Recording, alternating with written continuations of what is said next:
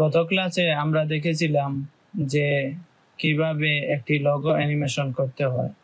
আমরা যদি একবার প্লে করি, কিবোর্ড থেকে স্পেস চেপে প্লে করে দিলাম, আমাদের অ্যানিমেশনটি এইরকম ছিল। এবার আমরা এটিকে এক্সপোর্ট করব। তো এক্সপোর্ট করার পূর্বে আমাদের খেয়াল রাখতে হবে, এই জায়গায় যে ব্যাকগ্রাউন্ড আমরা সাদা দেখতে পাচ্ছি, এটিকে যদি আমরা কোনো পিছনে ব্যাকগ্রাউন্ড না নিয়ে এক্সপোর্ট করি তাহলে কালো আসবে। এই জায়গায় যে সাদা দেখতে পাচ্ছি, এটি হচ্ছে আমাদের স্ক্রিনের কাজের সুবিধার্থে কম্পোজিশনের কালার। তাহলে আমাদের একটি ব্যাকগ্রাউন্ড নিতে হবে, সেই জন্য আমাদের ফাঁকা অংশে গিয়ে আমরা নিউ থেকে একটি সলিড লেয়ার নিব। এরপর এই জায়গা থেকে আমরা একটি হোয়াইট কালার নিব। ওকে। এবার আমরা এই লেয়ারকে সবার নিচে নিয়ে আসব। এবার যদি আমরা এক্সপোর্ট করি তাহলে আমাদের লোগো অ্যানিমেশনের ব্যাকগ্রাউন্ড সাদা হবে। কিন্তু আমাদের এখন একটি কাজ রয়েছে, সেটি হচ্ছে সাউন্ড অ্যাড করা। সাউন্ড অ্যাড করার জন্য আমরা ডাবল ক্লিক করব। এরপর যে লোগো সাউন্ডটি আমাদের কাছে পছন্দ হবে সেটি সিলেক্ট করে ইনপুট করে দিব। এরপর এটিকে টেনে নিয়ে এসে সবার পিছনে দিয়ে দিব। এবার যদি আমরা প্রিভিউ দেখি,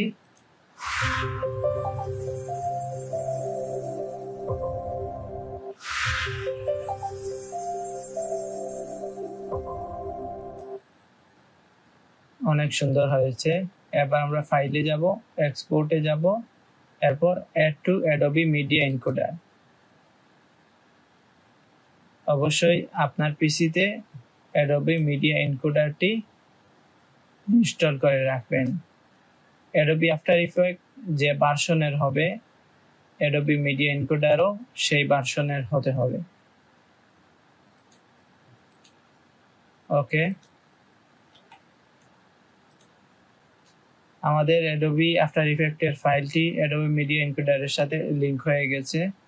এবার আমরা এই জায়গায় ক্লিক করে যেথায় আমরা সেভ করতে চাচ্ছি সেই জায়গাটি সিলেক্ট করব। এরপর সেভে দিয়ে দিব। এরপর এই জায়গায় যে সবুজ বাটন দেখতে পাচ্ছেন, আমরা এটিতে ক্লিক করব। এরপর এই জায়গায় কিছু সময় নেবে। এরপর এই যে অংশটি রয়েছে এটি 100% হয়ে গেলে আমাদের অ্যানিমেশন ডান। আমরা যদি দেখতে চাই যে জায়গায় সেভ করেছি সেই জায়গায় গিয়ে আমরা ভিডিওটি প্লে করি।